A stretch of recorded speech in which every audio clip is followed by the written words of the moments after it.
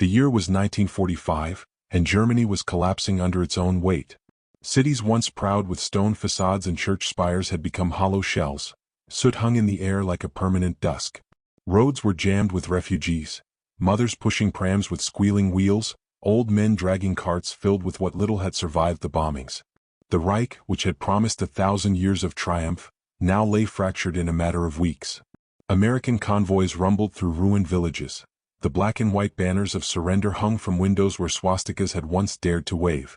It was in this vacuum, between the surrendering army and the vengeful victors, that a quieter, stranger story began. Among the debris of defeat were young women the Nazis had drawn into the war machine when manpower ran thin. Some had served as Flakhelferinnen, anti-aircraft auxiliaries, eyes trained to the skies reporting enemy bombers. Others were clerks, typists, nurses in field hospitals. They were not frontline soldiers. They were secretaries of war, daughters of shopkeepers, students whose universities had been emptied into uniform. Most were barely out of their teens. When the Allied push shattered the German lines in late 44 and early 45, these women were swept up like driftwood in a breaking tide.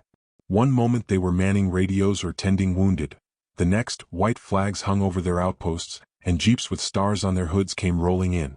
Anna Weber was 21 when the Americans arrived at her flak position near the Rhine. She had joined because she'd been told it was her duty, though duty had felt abstract as the bombs fell night after night. She wore a gray uniform that hung loose from hunger. When the order to surrender came, she remembered how still the world felt. No speeches, no salutes, only the soft rustle of papers as someone tore the eagle insignia from their cap. Her hands shook, but not from fear of death. It was the strangeness of standing unarmed before young men in olive drab, men who might have been classmates in another life. She noticed one soldier, tall, freckled, with a bandage on his left hand, glance at her not with hatred but with something unreadable, maybe pity, maybe curiosity. Nearby, another captive, Lieselot Lauterbron, barely 19, bit her lip to keep from crying. She'd been a nurse in a makeshift hospital where the wounded arrived faster than she could bandage. She had believed, perhaps naively, that surrender might mean going home. But when the trucks came and the GIs motioned for them to climb aboard, she realized home was a luxury not yet offered. A German officer barked orders no one followed. The war had ended for them whether he liked it or not.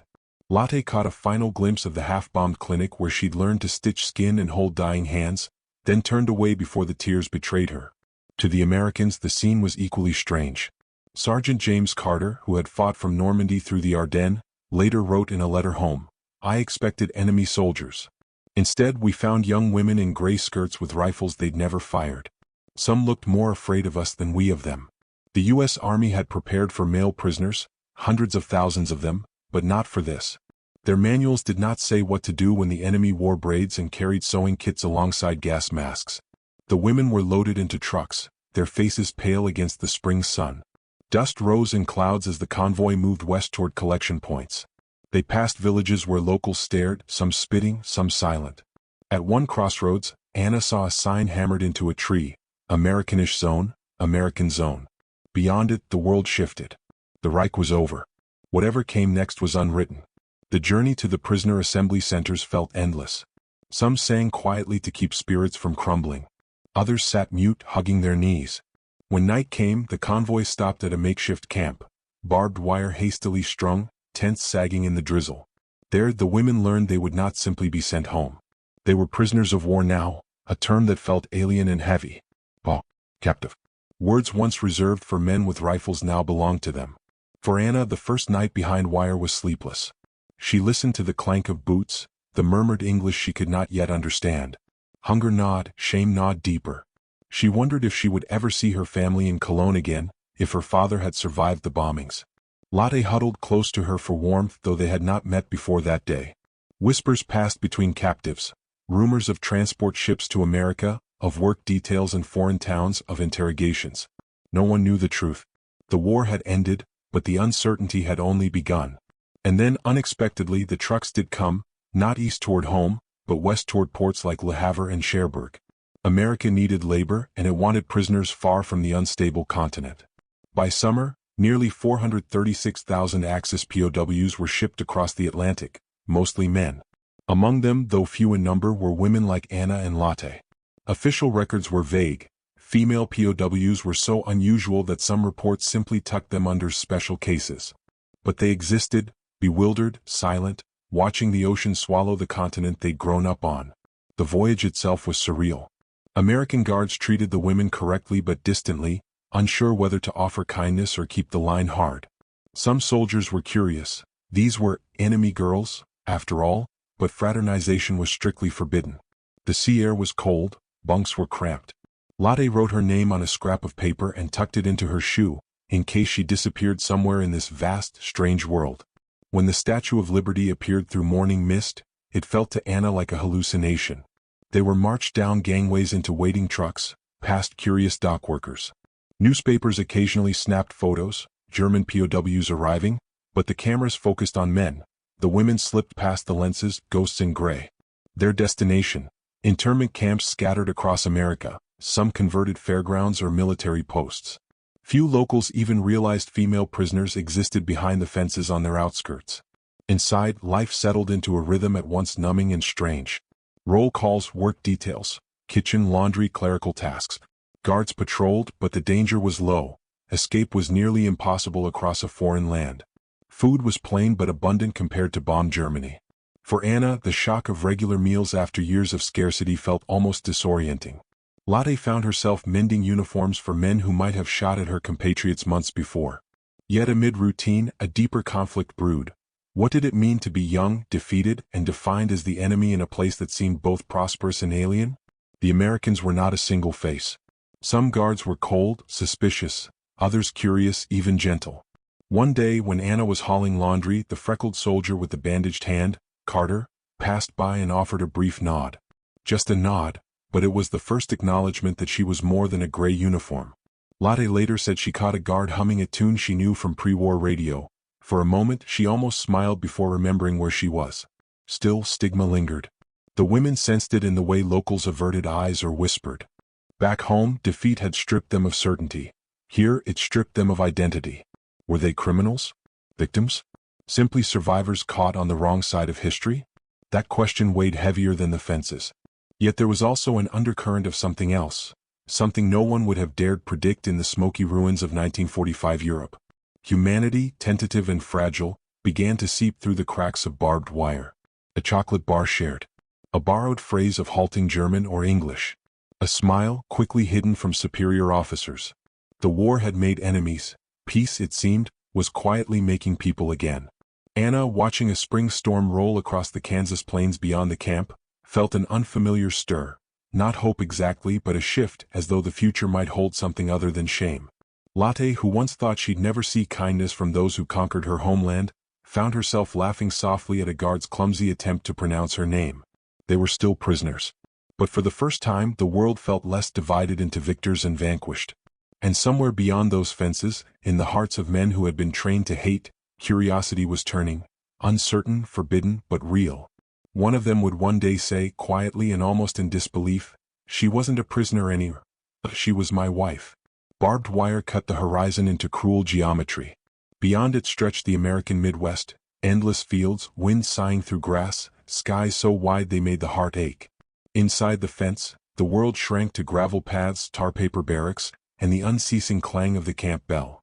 For Anna and Lotte, the voyage across the Atlantic had been disorienting. Life here was stranger still. They were no longer soldiers, barely prisoners in the old sense, but not yet free women either. They lived in a limbo where every sunrise brought work, and every sunset left the question of who they now were unanswered. The first morning began with the sharp bark of orders in accented English. Guards moved along the rows of bunks, tapping boots on the wooden floors. The air smelled faintly of bleach and coffee from the mess hall. Anna dressed quickly in the ill-fitting khaki work clothes issued to prisoners. She missed the weight of her old gray uniform less than she expected. The new fabric felt anonymous, almost merciful. Lotte, still half asleep, whispered that the guards seemed younger than she'd imagined. Some were barely older than they were, freckles under caps, shy glances betraying unease. They were marched to the mess hall, its long tables crowded with faces both familiar and strange. Most prisoners were men, German soldiers who had surrendered months earlier. When the women entered, conversation faltered. Forks clinked. A few curious eyes turned. Anna felt heat creep up her neck but kept her gaze steady. She would not shrink, not after all she had survived. Lotte stayed close behind, shoulders tight, the echo of whispered German following them. Frauen? Mädchen. Breakfast was a marvel and an insult all at once. Bread still soft, oatmeal steaming, coffee black and strong. Anna ate with quiet desperation, her stomach unused to such abundance. She thought of her mother, who had bartered for scraps in Cologne while bombs fell. Here the enemy fed her better than her own collapsing homeland could. Guilt mingled with relief. Work assignments were posted after breakfast. Anna found herself in the laundry, a low building that smelled of soap and steam. Rows of washing drums clanked like distant artillery. She hauled uniforms, American and German alike, through suds that stung her cracked hands. The task was mindless but strangely grounding. Sweat and soap water blurred the war for a few hours each day. Lotte was placed in the infirmary as an assistant. Her nursing skills were suddenly useful again, though now she dressed the wounds of men who might once have been her enemies. In the laundry, Anna began to notice the rhythm of camp life. Guards patrolled with measured steps but rarely barked orders unless discipline faltered. Radios played swing music in the distance, a sound so alien to her ears that at first it felt like mockery. Yet one afternoon, while folding endless shirts, she found herself humming along to a tune she didn't know. A guard overheard, a tall, lean soldier with a bandage still wrapped around his left hand. He paused, surprised, then gave a small, almost embarrassed nod. It was Carter, the same man who'd looked at her during surrender. She didn't smile back, she wasn't ready. But something thawed. Lotte's days in the infirmary were heavier. There she saw prisoners, mostly German men, come in with fevers, work injuries, sometimes depression so deep it seemed to choke the air from their lungs. American medics worked beside her, curt but professional. One, a boy named Tom who couldn't have been more than 20, fumbled his German but tried anyway. Guten Morgen, he'd say with an awkward grin. Lotte, who had been told all her life to fear and hate, found herself teaching him words. Verben for bandage, schmerz for pain. He would laugh, embarrassed, and repeat them until his accent softened. She wanted to hate him, but she couldn't. The camp's monotony was its own kind of torment. Days blurred, fences became horizons. For many women, the hardest part was not cruelty but invisibility. They had been swept up in a war they hadn't chosen, now lost in a foreign land that didn't know what to do with them. Letters from home, when they came, were heavily censored and months late. Anna received one in late summer. Her father was alive but their house gone, her mother sick but safe. The words were both bomb and blade. She cried alone that night, muffling sobs so the others wouldn't hear. Yet not everything was bleak. Humanity leaked through the cracks like sunlight. On Sundays, guards sometimes allowed music to play louder. Some prisoners formed choirs, their voices threading through the camp air. Hymns, folk songs, anything to remind them of life before the uniforms. Anna sang one evening, shyly at first, until she realized Carter was leaning on the fence outside, listening. Their eyes met briefly. Neither spoke. Lotte found small rebellions in kindness. One fevered soldier, an older German sergeant, clutched a photo of his wife, lost in the chaos back home. Lotte tucked the blanket tighter around him, though regulation said nothing about comfort. Tom noticed, said quietly, "Good nurse." She felt a strange warmth in his approval and an even stranger unease about wanting it. Rumors ran like underground streams. Some said prisoners might be sent to work on nearby farms. Others whispered of repatriation as soon as shipping allowed. But the guards said little. The War Department had no precedent for young female POWs scattered in these camps. For now they remained in suspended lives, watched but not quite feared, tolerated but not embraced. It was a war over but not yet peace. And yet, under that gray stasis, feelings stirred that neither side knew how to name. Carter lingered longer near the laundry now, offering a brief morning in careful German. Anna, wary but curious, began to answer. His German was poor, her English worse. But words came slowly, clothes, water, tired. She learned his name, James, though everyone called him Carter. He asked once, awkwardly, about Cologne. She told him simply, bombed. He nodded, the weight of guilt or pity crossing his face. Lotte's bond with Tom was softer, almost childlike. He'd bring small contraband, a piece of gum, a pencil, pretending it was nothing. Once he showed her a photograph of his family in Iowa, parents smiling on a porch, a dog at their feet. She studied it with a mix of envy and wonder. He caught her gaze and for a moment seemed to realize how wide the gulf was between them. Neither spoke. Not everyone approved. Some American officers warned their men sternly, no fraternization. War had just ended, wounds were fresh. A sergeant once barked at Carter for lingering near the laundry. Carter shrugged it off but kept his distance for a few days, and Anna felt an unexpected pang she didn't want to name. Among the prisoners, too, gossip bloomed. Some women warned each other, "Don't trust kindness, it's not friendship." Others longed for it, starved of any sign they were more than defeated enemies. Time carved quiet change. The women, once brittle with fear, began to reclaim fragments of themselves. Anna drew in the margins of scrap paper she scrounged from the laundry: faces, houses, little boats on the sea. Lotte taught Tom a German lullaby one evening when a patient couldn't sleep. He whistled it later down the hallway, soft and off-key. The enemy lines had blurred into something less clear, more human. But clarity came in harsh flashes too. One winter night, news spread through the camp of a nearby German town bombed late in the war, hundreds dead, some prisoners' families among them. Anna read the casualty list on a tattered newspaper and found a neighbor's name. She felt anger ignite again. At Hitler, at the war, at the Americans who seemed so whole while her world was dust. She avoided Carter for days, refusing even a glance when he passed. Healing, she realized, was not a straight line. And yet, no matter how hard she tried to rebuild her walls, the world inside the fence kept shifting. One evening, after long hours in the laundry, she stepped outside to catch her breath. Snow had begun to fall, soft and silent. Carter was there, leaning on the fence, a cigarette glowing faintly in the dusk. He didn't speak, just offered a second cigarette through the wire. She hesitated, then took it, their fingers brushing briefly, a spark neither could pretend away. No words, only the quiet knowledge that something forbidden yet undeniable was alive between guard and prisoner. Lotte watched from a distance that night as Anna returned to the barracks, face unreadable but changed. She herself had spent the afternoon helping Tom splint a prisoner's broken wrist, their hands briefly touching over the bandages. She told herself it was nothing. She almost believed it. War had thrown them into a world where survival meant obedience and silence. But life, stubborn and uninvited, was seeping back. Kindness, curiosity, even the first trembling edges of love, all blooming in a place built to hold only defeat. The fences still stood, sharp and cold against the winter sky. But on both sides, hearts were beginning to trespass. The war was officially over, but its boundaries lingered in hearts and on paper. Victory Day came with parades in faraway cities and a strange hush in the camps. Guards no longer feared sabotage. The women no longer feared sudden execution.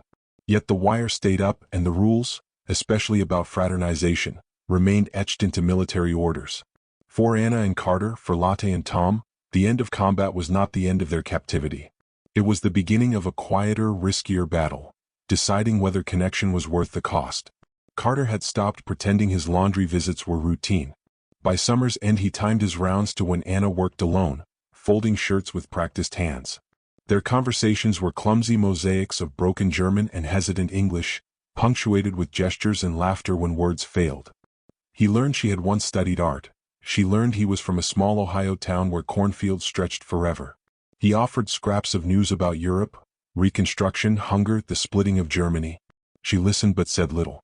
Her homeland felt like a wound he couldn't bandage. Lotte's bond with Tom unfolded differently, softer, as though neither wished to name it. She sat with him in the infirmary on quiet nights, sharing stories and whispers while patients slept. He confessed he'd never left Iowa before the war, that he missed his family's porch and the smell of fresh-cut hay. She admitted she didn't know who she'd be without the uniform she'd shed.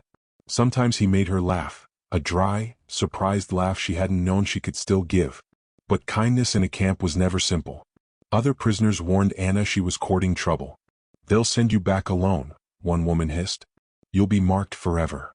Anna ignored it outwardly but fear gnawed. She had seen the glances from German men who still clung to the old pride, their eyes sharp with judgment. On the other side, Carter faced his own cautions. Officers reminded the guards that these women were former enemies. The ink on peace treaties was barely dry. One captain, catching Carter lingered too long by the laundry, snapped, "Don't forget who she is." Carter said nothing, but the words stung. The Army's regulations were clear. Prisoners of war remained under military custody until formally repatriated. Romantic involvement was forbidden.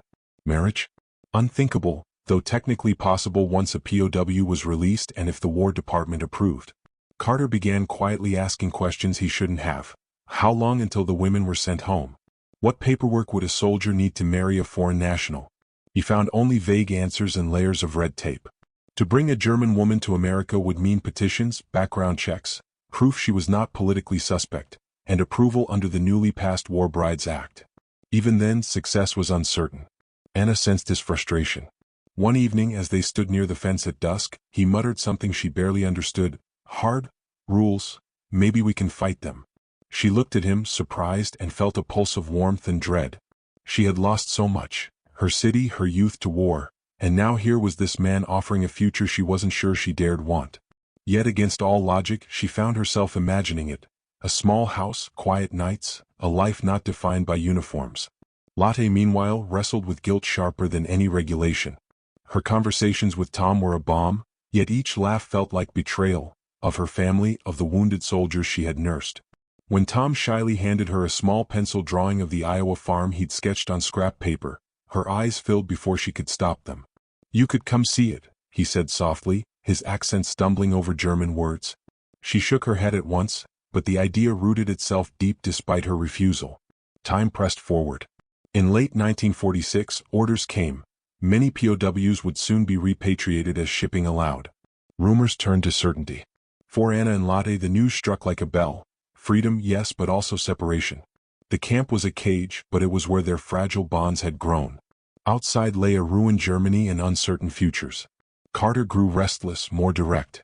Anna, he said one night, almost pleading, I don't want goodbye. His German was halting, but the meaning was clear. She stared at the snow-darkened earth and said quietly. Tom was quieter but no less determined. He told Lotte about the forms, about the War Brides Act, about the chance, slim but real, of bringing her to America if she wished it.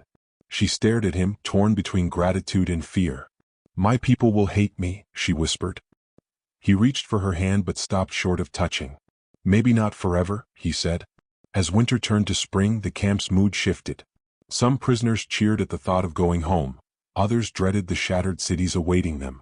Farewells began, guards rotating out, prisoners departing in trucks. Each departure tightened the knot in Anna's chest. One evening, Carter finally broke rules outright. He slipped through a gap by the laundry, stood a few feet from her in the cold. Come back with me, he said, voice shaking though his gaze was steady. We can try. She stared at him, a thousand fears colliding. The scandal, the paperwork, the unknown future in a foreign land. And yet, she felt the steady thrum of life where war had tried to kill it. For the first time in years, she let hope breach her defenses. Lotte watched from the barracks window as Tom walked the perimeter one last time before his unit shipped out. He caught her eye, raised a hand in silent farewell, then mouthed something she barely caught. Wait for me. She pressed her palm to the glass, not trusting her voice. The end of war had not freed them from rules or shame. It had simply given them space to choose. Anna and Carter, Lotte and Tom, each pair stood on the edge of a future no one had planned for, where love might bridge enemies but at great cost. Outside the wire, ships waited to take the women home. Paperwork shuffled through offices where strangers decided fates. And in the quiet between, hearts dared what armies could not, crossing lines once drawn in blood. Ships carried them east across the Atlantic in the spring of 1947, cutting white scars through a gray, wind-tossed sea. For Anna and Lotte, the voyage back to Europe felt stranger than their first departure. Then they had been terrified captives. Now they were free but unmoored. Their months in America had left marks that no uniform could show. Behind them were barracks, fences, and the dangerous warmth of connection. Ahead lay a homeland battered and bitter, where love for an enemy might be the hardest battle yet. Anna stood at the ship's rail most evenings, the cold biting her cheeks as she stared into the horizon. Carter's last words echoed in her ears, "We can try." He had pressed a folded letter into her hand before she boarded, a single page written in careful, slightly clumsy German, promising he would fight the bureaucracy to bring her back if she would wait. She read it over and over until the ink smudged. The thought of Ohio, of fields instead of rubble, felt like a forbidden dream. And yet, she clung to it like a lifeline. Lotte kept to herself, her heart tangled between hope and dread. Tom's farewell, that small, desperate "wait for me" mouthed through the barracks window, replayed whenever she closed her eyes. But home, she feared, would not forgive her. She had been raised on loyalty and sacrifice.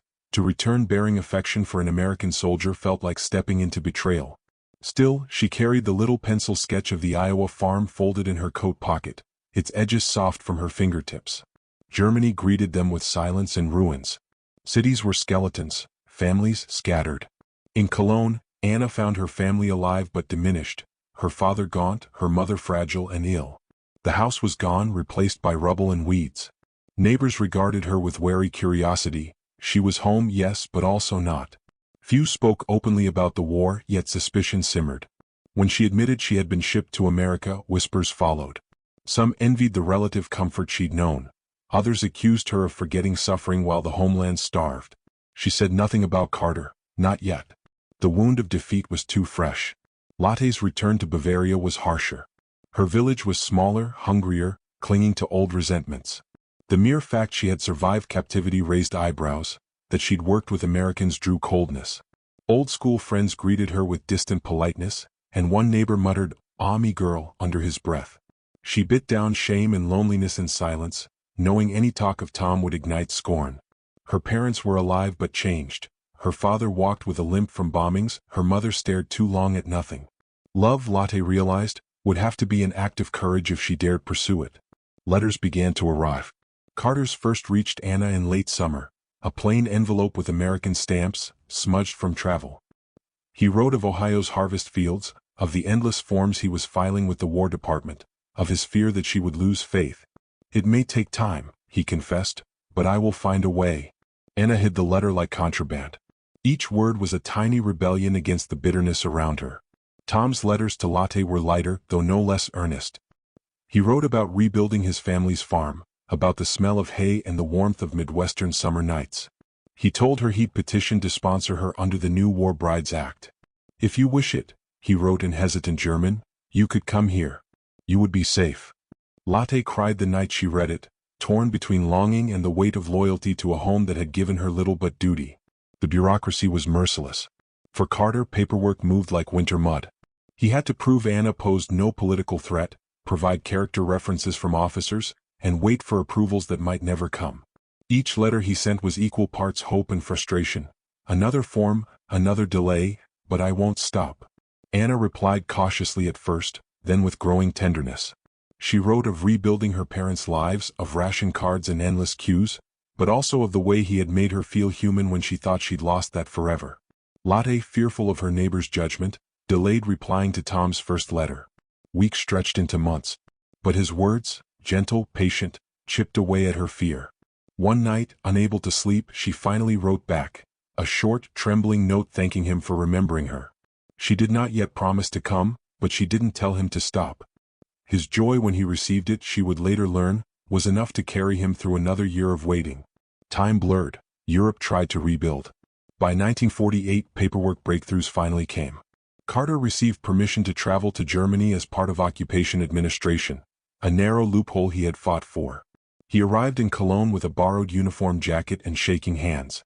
Anna nearly didn't go to meet him. Fear of gossip and family disapproval made her tremble. But when she saw him standing awkwardly at the edge of a ruined square, his cap in his hands, her breath caught. It was real. He had come. Their reunion was quiet, almost painfully so. No dramatic embrace, just a long look, a tentative step closer, and the smallest, fragile smile.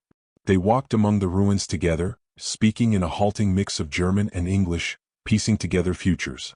Carter explained what would come next. Marriage papers. "I have nowhere." It was the closest she had come to admitting she wanted more than survival. Interviews, the possibility of going to America. Anna listened, heart pounding. It felt impossible, and yet, for the first time since the war began, she felt her life could belong to her again. For Lotte, the path was lonelier. Tom could not return. His unit was long gone, and he lacked Carter's stubborn connections. Instead, he sent visas, sponsorship documents, and pleas. Lotte wrestled for months with the decision. Each letter felt like an invitation to leave behind the ruins and bitterness for something gentler, but also like treason. In early 1949, she finally chose. Her family was bewildered, some neighbors openly hostile, but she packed what little she owned and boarded a ship to America. The voyage felt like betrayal and salvation in equal measure. Anna and Carter married that same year in a small, unadorned ceremony in Ohio. The local newspaper wrote a curious little piece, "Ex-POW becomes war bride." Some neighbors welcomed her kindly, others watched with cold reserve. Anna met it with quiet dignity, determined to build a life no ideology could erase. She learned English by lantern light, painted again for the first time since before the bombs. Carter worked the fields by day and repaired radios at night, hands always busy, as though to prove love was stronger than any war. Lotte's arrival in Iowa was humbler and harder. Tom met her at the dock with flowers and a grin so nervous it made her laugh despite herself. But the small town's gossip was sharp. He married a Nazi, some whispered, though Lotte had never fired a shot. She bore it with a mix of grace and wounded silence, finding solace in Tom's unwavering gentleness. They built a life on the margins at first, modest, quiet, but their own. Both couples carried scars. Nightmares came, memories of rubble and fences and hunger. The past was never far. Yet slowly, year by year, love built a bridge stronger than suspicion. Children were born, Anna's first son with Carter, Lotte's daughter with Tom, tiny, living testaments to the possibility of reconciliation. Friends came slowly, communities softened over time. Neighbors who once whispered came to borrow sugar to watch babies grow. Prejudices, if not erased, were at least outlived. Their love stories were not fairy tales. They were acts of rebellion against the logic of war. Anna once told Carter years later as they stood watching their children play, "You saw me when I was invisible." He squeezed her hand and said only, "You let me stop being a soldier." Lotte, writing to a childhood friend who had finally forgiven her, said, "I chose a life, not a side." History barely recorded them. Official archives listed numbers, not hearts. The female POWs of World War II slipped into footnotes, their personal revolutions overshadowed by grand strategies and treaties.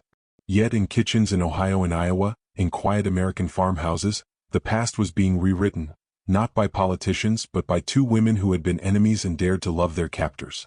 Decades later, when their children asked about the war, Anna and Lotte spoke carefully. They told of hunger, fear, the fences. But sometimes with a faint smile, they spoke too of the kindness that crept through barbed wire. Of a cigarette shared in the snow. Of a boy's awkward German in an infirmary. Of letters that refused to stop crossing an ocean. And in those moments, history's cold lines blurred into something tender and defiant. The Reich had fallen, armies had clashed and nations divided. Yet in the ruins, hearts had crossed enemy lines and built homes. That was their quiet victory. Anna kept Carter's first letter, worn soft from years of touch. Lotte framed the pencil sketch of the Iowa farm that had once seemed impossible. Both women knew the cost of what they had chosen, the whispers, the judgment, the ache of exile. But they also knew something greater. War had tried to define them as enemies. Love had rewritten the ending. If you had stood with them at dusk, watching the corn sway or the sky darken over the plains, you might have heard it. Not the clash of nations, but the steady heartbeat of lives rebuilt. Two former prisoners, two American soldiers, no longer captor and captive but partners. Proof that even in history's darkest chapters, something unexpected can break through. Not surrender, not defeat, but the simple, stubborn courage to love where hate once ruled.